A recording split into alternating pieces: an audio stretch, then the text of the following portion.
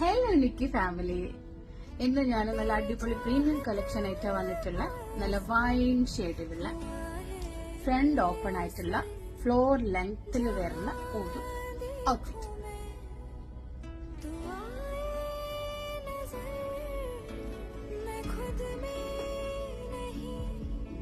Front open ആണ്, എക്സലില് വരുന്ന നല്ല അത്യാവശ്യം നല്ല അടിപൊളിയായിട്ടുള്ള പാർട്ടി വെയറാണ്.